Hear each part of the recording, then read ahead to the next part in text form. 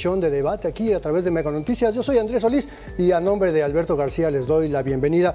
Y hoy vamos a platicar sobre este tema de los 43 estudiantes desaparecidos de la Normal Rural Isidro Burgos en Ayotzinapa, Guerrero, un hecho ocurrido en septiembre del año 2014, hace ya 106 meses. Esta semana se cumplen 106 meses de estos hechos. Y para platicar aquí en la debate tenemos la participación y les damos la bienvenida primero a Manuel Vázquez Arellano, diputado federal por Movimiento de Regeneración Nacional. Diputado, muy buenas tardes, gracias por estar aquí en Mega Noticias. Gracias, Andrés, un abrazo. Doctor José Fernández, saludos. También tenemos la presencia del doctor José Fernández Santillán, analista político y profesor investigador del Colegio de Jalisco. Doctor, muy buenas tardes. Gracias por estar aquí también. Gracias, Andrés. Saludos al diputado Manuel Vázquez Arellano. Bueno, pues vamos a platicar sobre esto que sucedió en lo que hemos llamado o que se ha conocido en los medios de información como la Noche de Iguala, en el momento en que 43 estudiantes de la Normal Rural Isidro Burgos de Ayotzinapa, Guerrero, pues se encontraban en la ciudad de Iguala, iban a tomar algunos autobuses para trasladarse a la Ciudad de México a participar en la conmemoración tradicional del 2 de octubre. Y pues sucedieron hechos que a la postre terminaron con la desaparición de estos jóvenes, que hasta la fecha no sabemos qué es lo que ha pasado. Y ha habido investigaciones y la Comisión Interamericana de Derechos Humanos invitó a un grupo de especialistas en materia de derechos humanos justamente para acompañar al gobierno mexicano en estas investigaciones. Y bueno, pues ha sido un tema complicado porque los hallazgos de este grupo de expertos internacionales, el llamado GIEI, pues se encontró de repente algunas cosas que no le gustaron al gobierno mexicano. ¿Qué podemos decir, diputado Manuel Velázquez, sobre esto que pasó en Iguala, Guerrero, hace ya poco más de 8 años? ¿Qué nos puedes platicar al respecto? Primero, yo creo que hay que establecer que es mucho tiempo de espera de justicia y verdad por parte de las familias. Yo creo que se ha mostrado una gran falta de parte del Estado mexicano para resolver este caso tan emblemático. Entonces, yo es lo primero que establecería. No se ha podido establecer el paradero de todos los chavos, se han identificado 3, 4 compañeros nada más. Se ha desmentido la anterior versión de la verdad histórica del basurero de Cocula por parte de los expertos independientes, lo cual está muy bien y refleja la importancia de la investigación independiente que a través de la Comisión Interamericana se establece en el país para contrastar las investigaciones de los gobiernos en turno, no solo del anterior, sino también del actual. Eso es lo que pudiera decir en primer lugar. Muchas gracias, diputado. Y bueno, en este mismo sentido, doctor José Fernández Santillán, analista, investigador del Colegio de Jalisco, ¿cuál es el panorama que desde la academia ustedes han visto sobre el desarrollo de estas investigaciones, sobre la participación del GIEI en torno a lo que ha sucedido en este caso, que además estamos hablando de más de 100,000 personas que se encuentran en condición de desaparición en este país, pero sin duda este caso de los 43 estudiantes de Ayotzinapa ha sido muy icónico? ¿Qué nos puede comentar al respecto, doctor? Bueno, en primer lugar, que después de tanto tiempo se han dado muchas versiones y obviamente el caso se ha viciado por las soluciones o resoluciones que aparentemente habían dado por resultado la verdad histórica y que después han salido a relucir otras versiones. La verdad es que el grupo interdisciplinario de expertos independientes, yo no estoy tan seguro ni de su objetividad ni de su imparcialidad, porque también han tenido un sesgo político. Y la cuestión Sí. es que en las condiciones actuales en las que estamos, lo que se ha visto es que han sido detenidos sobre todo 13 militares. 8 años, casi 9 años después de aquellos acontecimientos, apenas viene a aparecer el lado de los militares que sí participaron en la desaparición de los estudiantes y que había sido ocultado durante tanto tiempo. ¿Por qué digo que dudo de estos expertos? Porque una vez estuvieron ahí en el basurero de Cocula, llevaron a un experto en incendios, me acuerdo del apellido Torero, y dijo, estuvo ahí nada más 20 minutos y dijo, no, aquí no pudo haber nada de incendios o de incineración de cadáveres, cuando en realidad después se demostró que ahí sí hubo incineración de cadáveres, no los 43 obviamente que desaparecieron, pero algunos de ellos. Entonces, la cuestión es que han habido choques entre ese grupo, la información que han pedido de los militares, las procuradurías y las fiscalías, y acordémonos que son gente a las que les hemos estado pagando con nuestros impuestos, porque no vienen de a gratis, es un grupo al que hemos pagado con nuestros impuestos, y hasta ahora a los resultados que han llegado, a mí por lo menos no me satisfacen y no satisfacen a mucha gente, porque no son solamente expertos en derechos humanos, sino en distintas ramas, y no han arrojado los resultados deseados. Obviamente hay muchos obstáculos, hay intereses políticos, desde luego, eh, hay eh, obstrucción de la justicia, la ha habido sin lugar a dudas, y la cuestión es que a ver si después de casi 10 años de ocurridos los acontecimientos llegamos a la verdad. Así Y es. eso es en lo que está empeñada la juez que libró las órdenes de aprehensión, incluso de militares de alto rango. Ivette, em,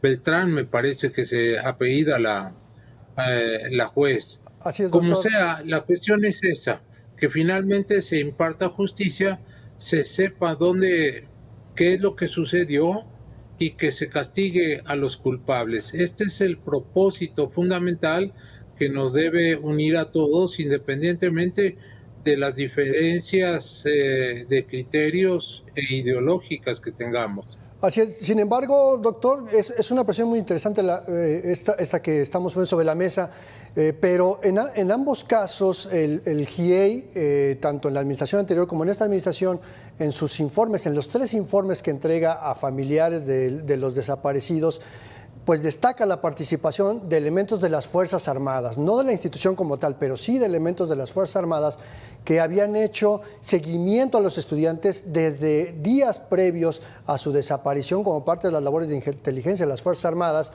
pero también durante la noche en que suceden los hechos queda documentado que hay intercambio de mensajes de elementos de las Fuerzas Armadas con presuntos integrantes de grupos criminales. Entonces, diputado Vázquez Arellano, ¿cómo podemos poner en contexto estas dudas que pone el doctor sobre la participación del GIEI y lo que sí ha logrado documentar de la participación del Ejército en la desaparición de los estudiantes?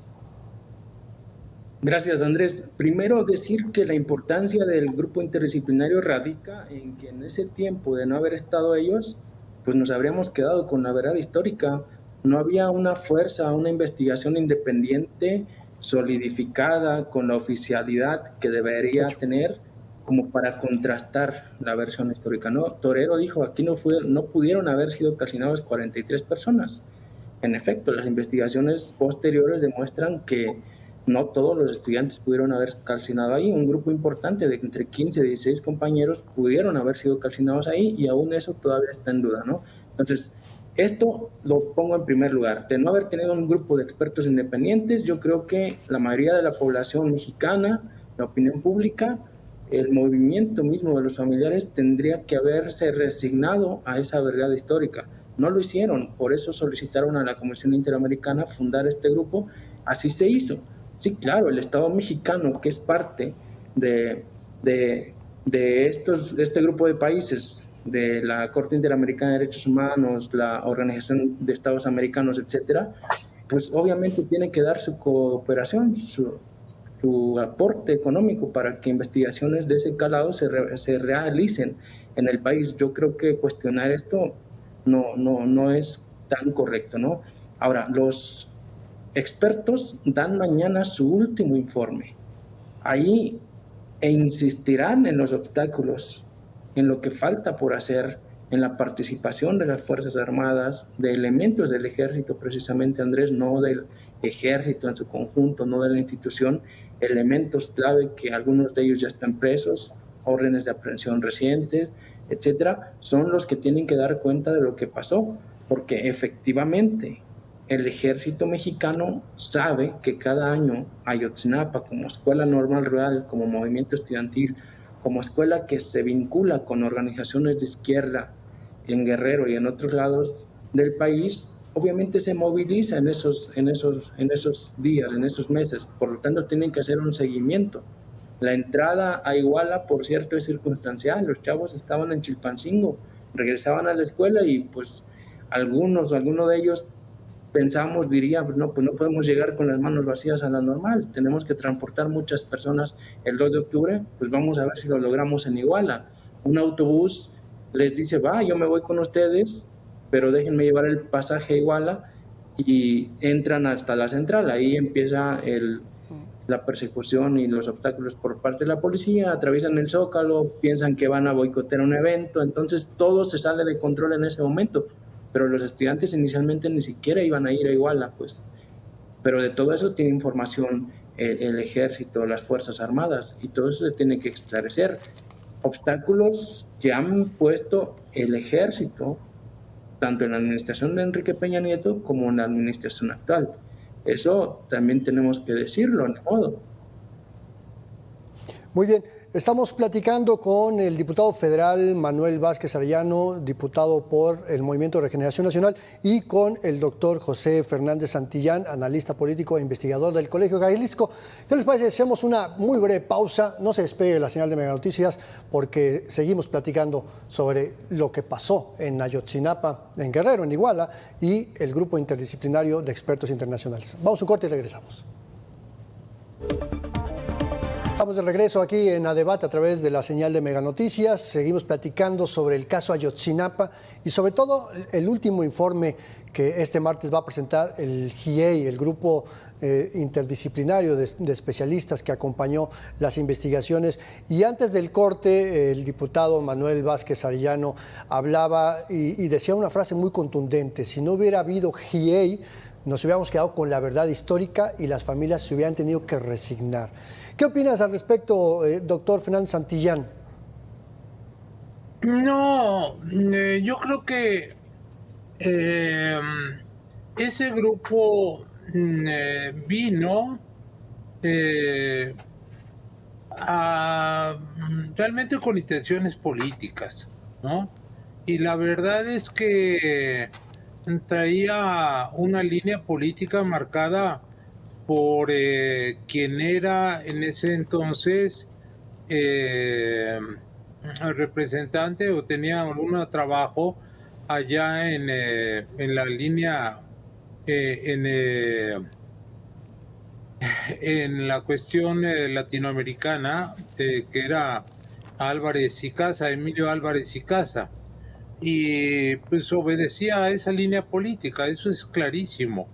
La otra cuestión es que el señor Torero llegó nada más 20 minutos y dijo, aquí no hubo ninguna incineración, ¿no? Que no se hubieran quemado tantos cadáveres, sino simplemente dijo, aquí no hubo ninguna incineración.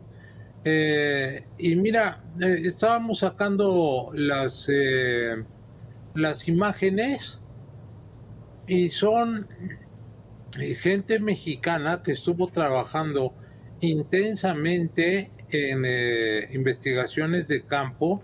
Esa gente que ven, son mexicanos que estuvieron haciendo las investigaciones ahí en los lugares en donde se llevaron a cabo las incineraciones de algunos de los cadáveres, que no de todos. ¿Cuál es lo que se sabe? Pues que ahí en Iguala, la policía que actuaba bajo el mando de el alcalde José Luis Abarca y de el jefe de la policía estaban vinculados a Guerreros Unidos, una banda delictiva, una banda de traficantes de drogas, y lo que se sabe es que algunos de los, porque fue toda una confusión, pero se sabe que la policía misma entregó a varios de los chavos a los Guerreros Unidos. Y otros, creo, me parece, y le pido ahí que al diputado que me corrija si estoy equivocado, después fueron a parar a las instalaciones militares y ahí desaparece el rastro. Entonces, ¿cómo se dispuso de los estudiantes de Ayotzinapa desaparecidos? Una parte se la llevaron los Guerreros Unidos y otra parte se la llevó el ejército. Entonces, hasta ahí se pierde el rastro. La policía de Iguala encarceló, golpeó, tal vez asesinó, y sí asesinó a algunos. El número de gente desaparecida quedó en manos de los Guerreros Unidos y del ejército.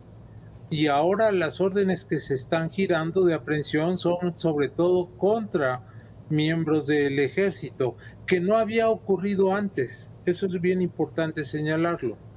Y la cuestión es la investigación de quiénes entre los de Guerreros Unidos, porque algunos de ellos ya murieron o fueron asesinados, qué hicieron de los cuerpos de los Justamente, doctor, ese es uno de los temas que han estado todavía en la oscuridad, que no sabemos realmente qué fue lo que pasó, porque está documentado que ese intercambio de mensajes y la geolocalización de teléfonos celulares dentro de la zona militar que está justamente enfrente de la terminal de autobuses. Entonces, habrá quien diga, no, bueno, el GPS no es lo suficientemente preciso como para decir si estaba dentro de la instalación militar o en la terminal de autobuses de la ciudad de Iguala.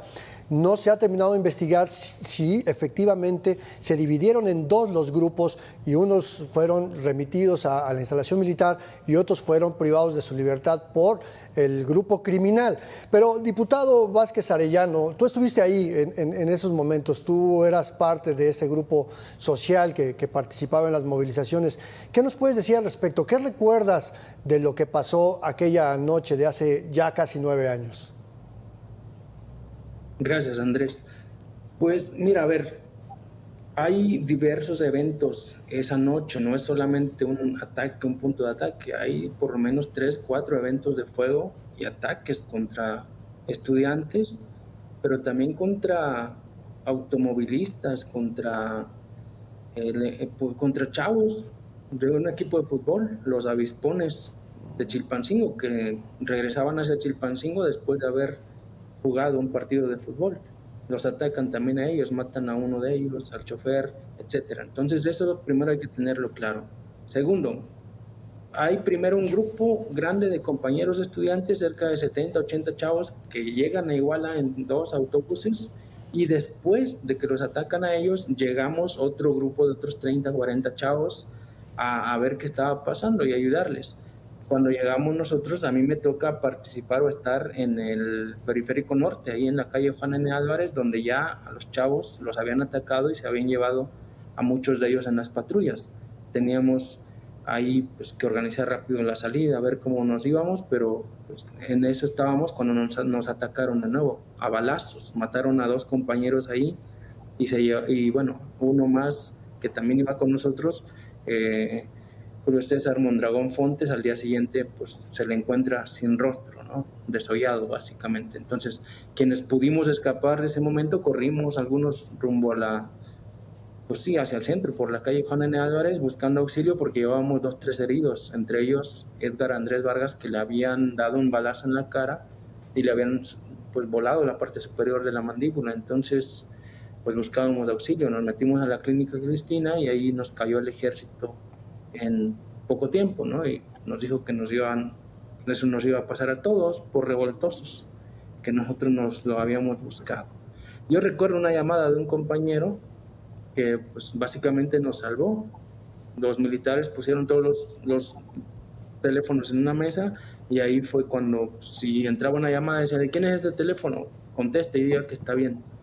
Y ya es todo lo que podías hacer, pero el chavo pues contestó y alcanzó a decir que nos tenían los militares y que pues estábamos en una clínica. Entonces eso ya hizo cambiar de parecer a los militares, se enojaron mucho, el capitán Crespo, pero bueno, cambiaron de opinión y dijeron, pues ya nos vamos, pero ahorita le echamos a los militares, a los municipales. Bueno, claro, el ejército participó aquella noche, es lo que quiero decir, es la parte que a mí me tocó vivir. Ya juntando todos los testimonios, pues otros compañeros la vivieron peor, la persecución por los cerros, los balazos, todo lo que se vivió aquella noche y que no siquiera sabíamos qué estaba pasando realmente, ¿no? A los chavos que se habían llevado previamente, todos pensábamos que estarían en Barandilla, pero al día siguiente, a los 2, 3 días después, ya empezamos a pensar que se trataba de una desaparición. Así es, y bueno, es un tema que va a dar mucho de qué hablar todavía el día de mañana, cuando el GIEI presente su último informe de labores en esta participación que tuvieron en México, y el plazo estaría a que se retiran de territorio nacional el próximo mes de septiembre. Pero si me permiten, Manuel, José, vamos a hacer una nueva pausa, es una pausa muy breve y seguimos platicando sobre lo que nos espera a futuro, en este caso de Ayotzinapa. Vamos a la pausa.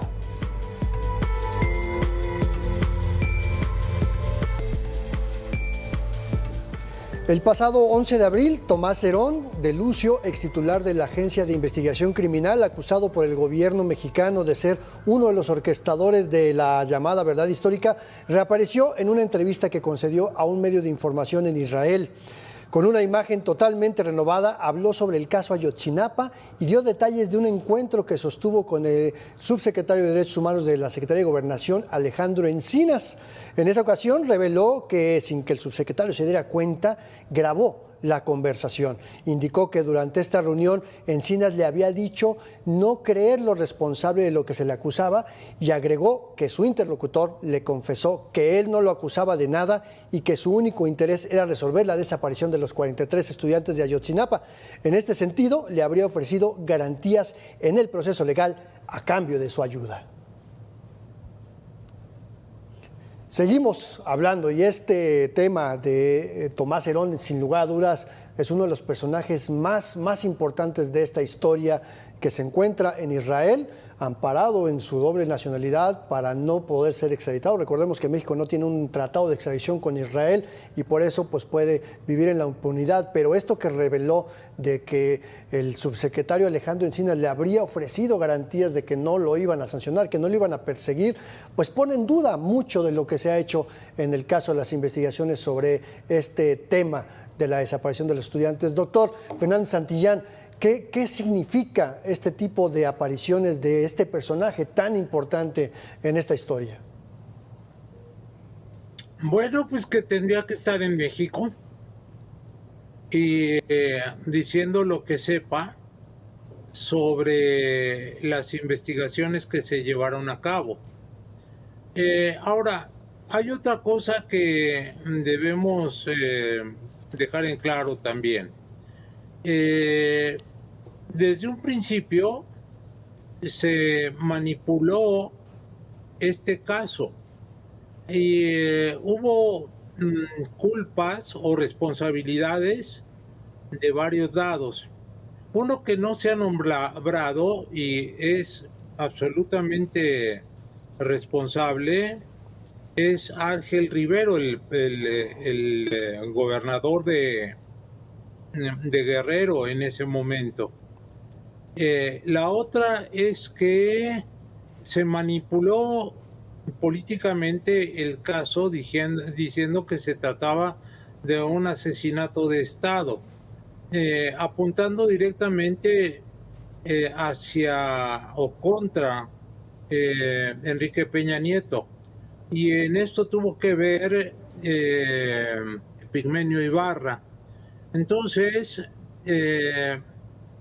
en las manifestaciones iban contra Enrique Peña Nieto.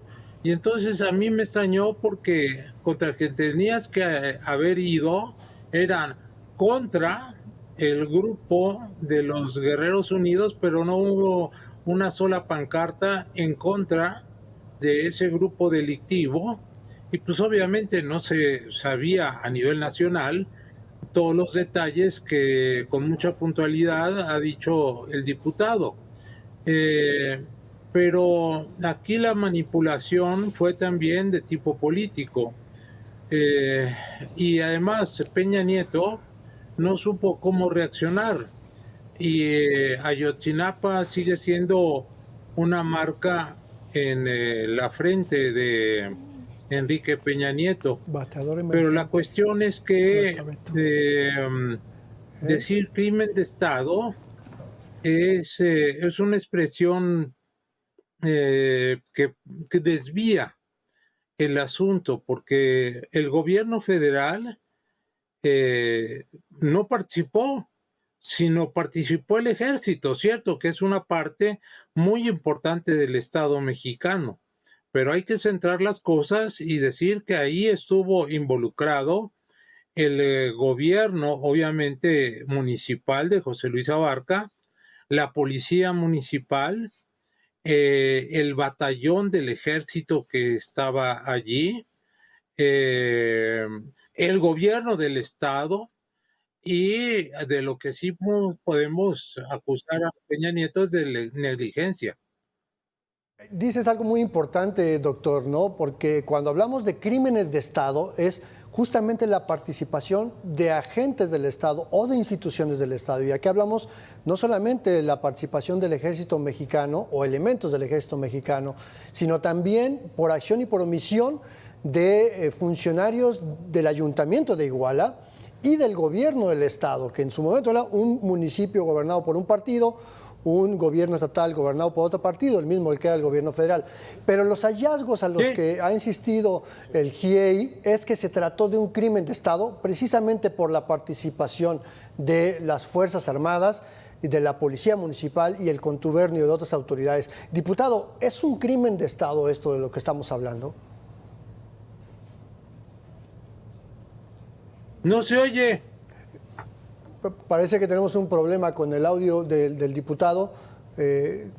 La tecnología de repente no tiene palabras. Danos un momento, diputado. Claro que es un crimen de Estado, Andrés. Adelante, Porque diputado, la ya te escuchamos. desaparición forzada lo es en sí misma, es un crimen de lesa humanidad. Y la desaparición forzada se da cuando elementos, agentes del Estado, privan de la libertad ellos o particulares con la aquiescencia o complicidad de las autoridades, sean civiles o militares, realizan este tipo de actos contra personas. Entonces, claro que se configura este delito, este crimen. El contexto mismo del discurso, la narrativa que adquirimos como movimiento, pues se debe a factores externos ya del hartazgo también de la inseguridad que vivía nuestro país. No éramos el único caso, la desaparición forzada ya estaba como un problema generalizado.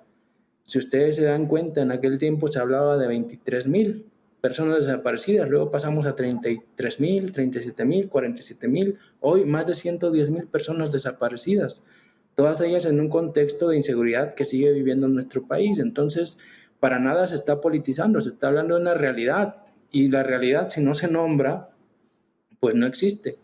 El gobierno actual lo ha nombrado como tal, o sea, se ha atrevido a decir eso. Alejandro Encinas se ha atrevido a decir eso, tan así que se ha atrevido a decir eso que dijo frente a Tomás Herón de Lucio, eso que muy pocas personas, no se atreven a decir, que en casos como la desaparición forzada, incluso frente a los agresores, frente al criminal, hay que hacer muchas concesiones. ¿Por qué? Porque lo que importa es la información. Las familias, en última instancia, lo que necesitan es saber dónde está su hijo o su hija, su familiar desaparecido o desaparecida. Aunque sea el mínimo resto óseo, quieren llegar a tener. Y si para eso tienen que liberar o tienen que disminuirle la pena a una persona que cometió el crimen, a un funcionario que incurrió en omisión, pues así tiene que ser, porque por encima del castigo, de lo punitivo de nuestro sistema jurídico está la justicia y la verdad, que es a lo que aspiran todas las familias. O sea, yo no veo mal eso que le dijo Alejandro Encinas, si eso se está haciendo con militares, se está haciendo con miembros de los Guerreros Unidos, con muchas otras personas, se les están dando muchas concesiones a fin de que digan la verdad. Rápido te cuento, tan mal se hicieron las investigaciones que un individuo, no voy a decir nombre, fue al lugar, lo llevaron al lugar y señaló un lugar y dice, ¿por qué no lo habías dicho si ya te habían traído aquí? Ya, pues porque no me preguntaron.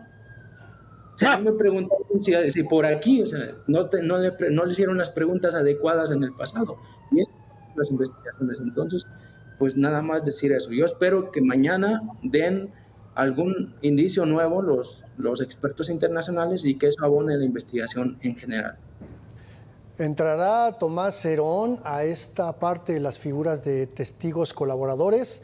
Estamos hablando de casi 9 años de los hechos, 106 meses de impunidad en la desaparición de 43 estudiantes de la Normal Rural de Ayotzinapa, más los otros delitos colaterales de las agresiones, lesiones, otros homicidios que se cometieron entre el 26 y 27 de septiembre de 2014. Diputado Manuel Vázquez Arellano, muchísimas gracias por estar en esta mesa a debate aquí en Mega Noticias. Gracias, Andrés. Gracias, José Fernández. Doctor José Fernández Santillán, analista político, profesor investigador del Colegio de Jalisco. Igualmente, muchísimas gracias por compartir con nuestra audiencia estas reflexiones. Saludos, Andrés. Saludos, diputado Manuel Vázquez Arellano. Ojalá y se haga justicia. Gracias, hasta luego. Ojalá y se haga justicia. Vamos a ir rápidamente al último corte y regresamos. Estamos aquí en A Debate.